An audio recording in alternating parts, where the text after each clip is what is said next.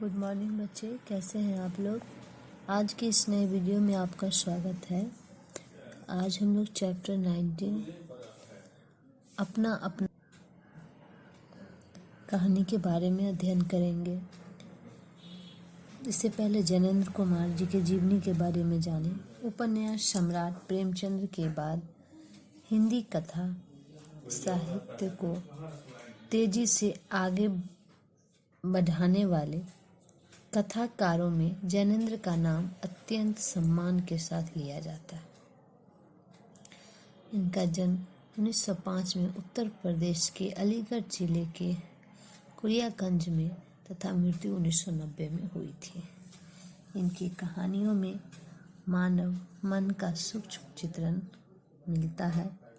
उन्होंने बाल मनोविज्ञान पर अपनी मजबूत पकड़ का परिचय देते हुए कई कहानियाँ लिखी है।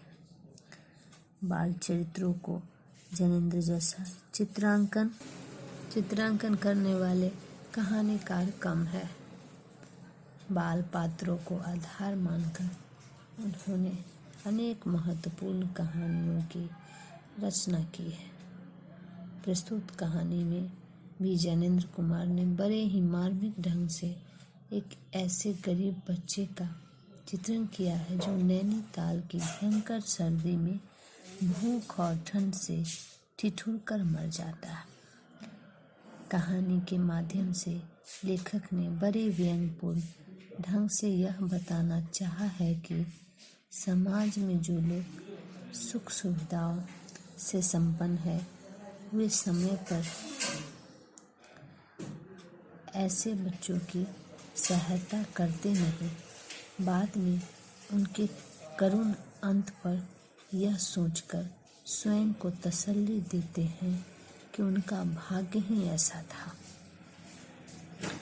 तो इस कहानी में बताया गया है कि बहुत कुछ निरुद्देश घूमने के बाद हम सड़क के किनारे बेंच पर बैठ गए। नैनीताल की संध्या धीरे धीरे उतर रही थी।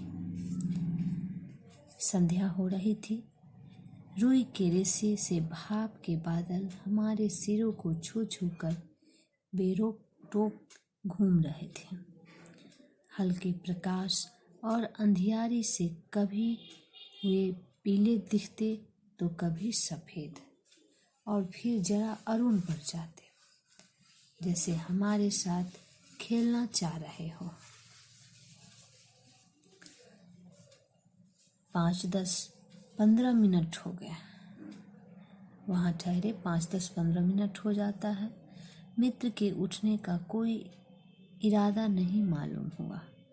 मैंने झुझला कर कहा, चलिए भी। जब 10-15 मिनट बीत जाता है और मित्र नहीं उठता है तो वह गुस्सा कर उससे कहता है कि चलिए भी। फिर वो कहता है, जरा बैठो। अरे जरा बैठो। हाथ पकड़कर जरा बैठने के लिए जब जोर से बैठा लिया गया तो और कोई चारा नहीं रहा। सनक से छुटकारा पाना आसान नहीं था और जरा बैठना भी जरा नहीं था।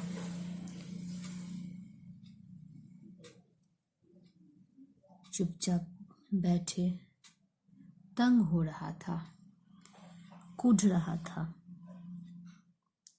कि मित्र अचानक बोले, देखो वह क्या है। चुपचाप बैठे बैठे जब वह तंग हो जाते हैं, मन ही मन कूढ़ते रहते हैं, तो फिर मित्र कहता है कि देखो वह क्या है।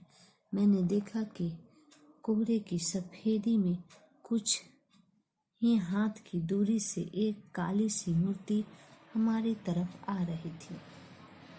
मैंने कहा, होगा कोई। वह कहता है, मैंने कहा होगा कोई। जब मित्र पूछता है कि देखो वह क्या है, तो वह एक काली सी मूर्ति जो कुछ दूरी पे थी, तो वह कहते हैं कि होगा कोई। 3 गज की दूरी से दिखाई दिया एक लड़का, सिर के बड़े बड़े बाल खुजलाता। तो वो देखते हैं कि एक लड़का सिर के बड़े बड़े बाल खुजलाता हुआ चला आ रहा था। नंगे पैर, नंगे सिर, एक मैली सी कमीज लटकाया। पैर उसके न जाने कहाँ पड़ रहे थे और वह न जाने कहाँ जा रहा था, कहाँ जाना चाहता था। न दायां था न बायां था। कोहरे की धुंधले हल्के प्रकाश में देखा कोई 10-12 बरस का होगा। गोरे रंग का, पर मैल से काला पड़ गया था। आंखें अच्छी बड़ी पर सूनी है। माथा जैसे अभी से झुर्रियों खा रहा है, खा गया है, झुर्रियाँ खा गया है। वह हमें नहीं देख पाया। वह जैसे कुछ भी नहीं देख रहा था। न नीचे की धरती, न चारों ओर फैला हुआ कोहरा, न सामने का तालाब, न एकाकी दुनिया। वह बस अपने निकट वर्तमान को देख रहा था। मित्र ने आवाज दी। मित्र उसे आवाज देते हैं। फिर उसने अपनी सूनी आंखें फाड़ दी। उसका जो सूनापन आंखें था वह न कुछ देख रहा था। जाना था किधर वह उसे पता नहीं था। न धरती का पता, न चारों तरफ, न सामने तालाब देख रहा था, न एकाकी दुनिया। वह सिर्फ बढ़ा जा रहा था वर्तमान की ओर। तो मित्र आवाज देता है। उसने अपनी सूनी आंखें फाड़ दी। दुनिया सो गई है, तू ही क्यों घूम रहा है? बालक मूक फिर बोलता हुआ चेहरा लेकर खड़ा रहा। बालक चुपचाप हो जाता है, फिर बोलता हुआ उसके सामने खड़ा हो जाता है। कहाँ सोएगा? यहीं कहीं। कल कहाँ सोया था? पूछते हैं कल कहाँ सोया था? बोला दुकान पर। आज वहाँ क्यों नहीं? तो जवाब देता है नौकरी से हटा दिया। फिर पूछते हैं क्या नौकरी थी? सब काम। 1 रुपया और झूठा खाना। फिर नौकरी करेगा? बोला हाँ। बाहर चलेगा? हाँ। आज क्या खाना खाया? फिर पूछते हैं आज क्या खाना खाया? तो बोलता है कुछ नहीं। अब खाना मिलेगा? फिर बोला नहीं मिलेगा, यूं ही सो जाएगा। फिर जवाब देता हाँ। कहाँ? यहीं कहीं। फिर मित्र पूछते हैं इन्हीं कपड़ों में?